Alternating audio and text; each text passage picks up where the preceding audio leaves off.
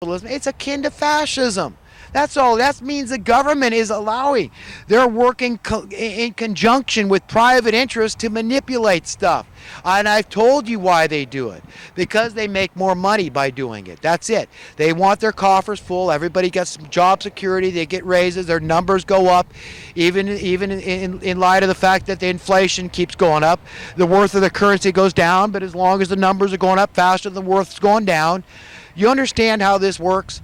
It's super, super simple. And when all of us collectively figure out how simple it is and figure it out that the division has been created, we're at each other's throats because we've been manipulated to believe we're at each other's throats. I mean, what's going on in this world is horrible. It's abhorrent. What must God think?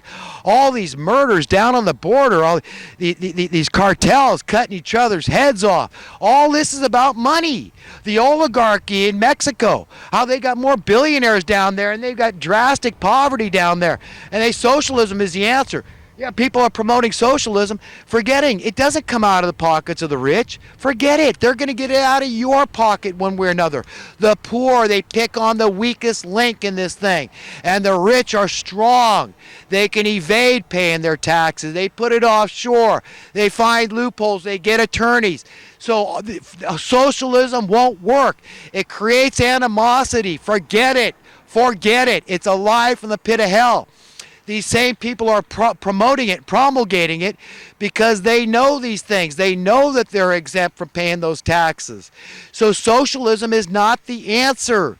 The answer is sound currency. Okay, that's what the answer is. And you could say, well, what does that have to do with capitalism? Everything. It's free market. It's supply and demand. It's competition. Then what happened to the VCR is going to happen to your house. And you're going to say that's a bad thing? Is it a bad thing that I don't have to pay $5,000 for a VCR today? That's what that's what they would be telling me. If it's bad that your house is going to go down so low that you'll be able to own 5 houses? How is that bad? In what reality? Under what logic is that bad? But yet that's where we're at.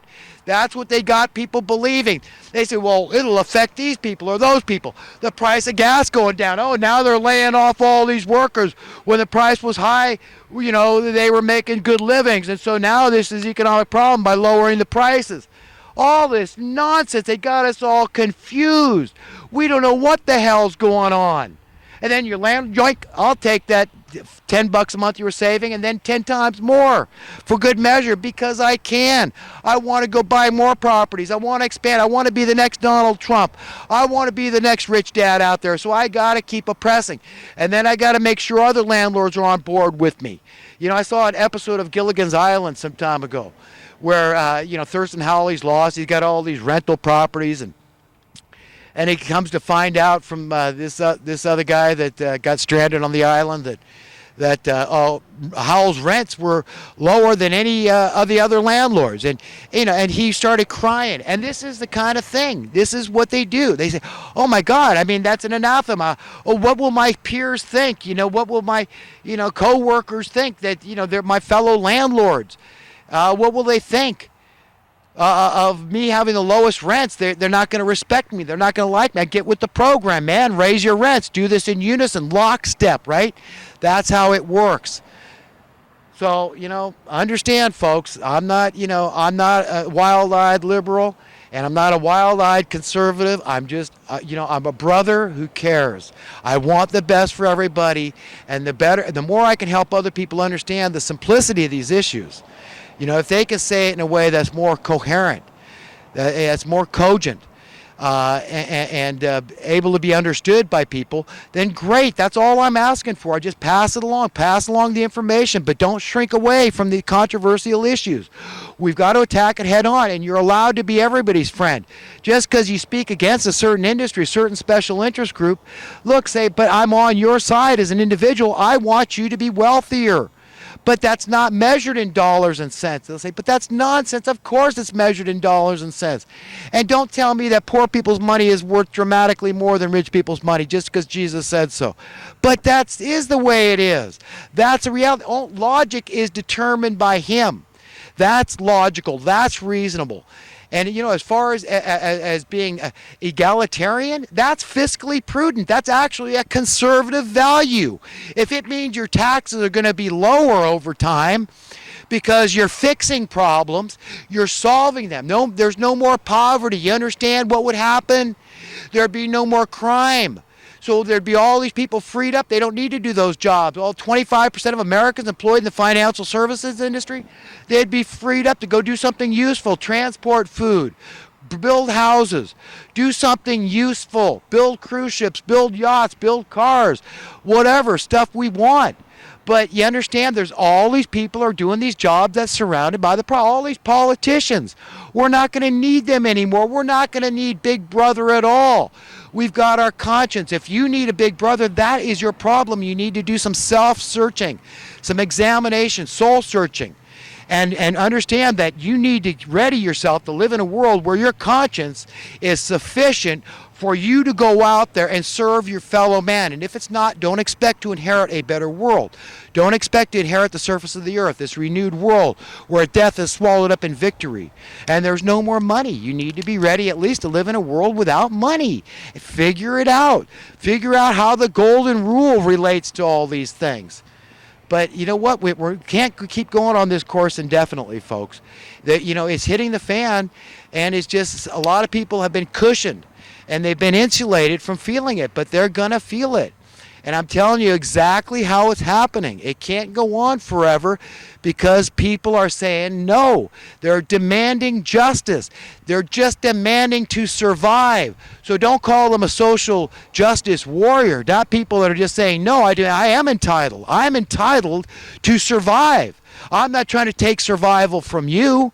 You're entitled to survive. You have a right. That's all entitled means. That's another very subjective word. And I've heard people use it in a derogatory fashion. Yeah, I get if you're a spoiled brat, then Victor Hugo. You know what I mean? I mean, we need you to have some adversity. But remember, that goes for your kids too. So let your kids live homeless on the street and see reality for a while. You better be willing. Otherwise, you're a hypocrite. Okay? So, the knife cuts both ways. Even King Solomon pointed these things out. If you're too young and you got a silver spoon in your mouth from birth, you don't know reality. That's it. This is a big problem. Young people that inherit all this wealth, because it's different, because we still have poor people. If everybody inherited wealth equally, if we had equally, it'd be no big deal. There'd be no distinction. It'd be no different. We're all rich. We all have to depend on our conscience to serve one another. But what King Solomon had said was similar to what Victor Hugo said about prosperity breeding monsters and adversity making men. So he said that that this is a snare to the soul. That you get all this money and then you're always obsessed with it, and you're sidetracked by it. It becomes the affection and the center of your affection and your attention. You got to worry about losing it all the time. Whereby somebody that doesn't have a lot of stuff, they don't worry too much about losing stuff.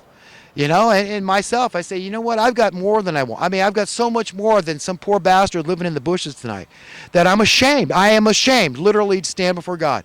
And sometimes I just wish that somebody would just take all my stuff and let me go out live with a knapsack. I could walk around this earth and I could just tell people that they're precious treasure. Don't believe the lie that you're just another warm body and the best thing you can do is just go kill yourself. That's not what I'm going to be telling people. I'm going to be telling them the truth from Him, from the way it's written in your Bible. I'm going to tell them that you're a precious treasure. Okay, you're an indispensable, integral part of this big giant tapestry called eternity and this universe and the mind and the heart of God, the experience of God. You're part of it. You're God's child. You're an heir of the Most High God that owns everything. All the gold and silver is nothing to Him. Think of the beautiful islands in this world, all the beauty, everything we could have, the free energy that we could have, everything is handed to us that we could all be sharing in. And this is what we need to ready our hearts and minds for, because that's coming. It's coming. As sure as I'm standing here, it's coming, folks. It's coming. So things aren't going to get too much worse, I don't think. I don't know exactly how this thing's going to unfold. I don't know if we're going to have this some major worldwide war like this Battle of Armageddon and Going to be all these people dying? I don't know. But according to the Bible, I mean, it talks about only 144,000 people being saved. I mean, hopefully that's a metaphor for a much larger number of people that are going to be saved and inherit this earth. But there's an awful lot of confusion out there, and if you're confused, you're deceived. And that means you might end up going to a place you didn't plan on. You've got to search your soul, search your heart. Are you ready to live in a world entirely without money? Gauge yourself, test yourself. Are you a hypocrite, or are you living 100% by the golden rule in all your affairs? Not just the affairs you choose to live by the golden rule and rationalize and justify behavior that's not consistent with the golden rule, but are you really? And we all have got to ask ourselves that as individuals and really give a damn about people. Are you loving your fellow man the way that Jesus commanded? He instructed. This was the greatest commandment. The second commandment is, above loving God above all else, is love one another as yourselves. And what does loving each other mean? If it doesn't mean giving a damn, I don't know what it means. Just caring.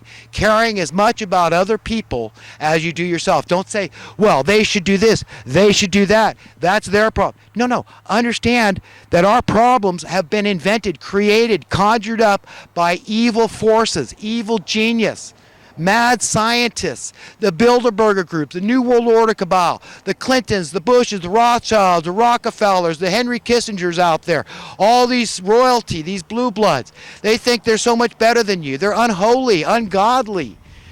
Okay? You don't have to be religious, but there's nothing wrong with being righteous.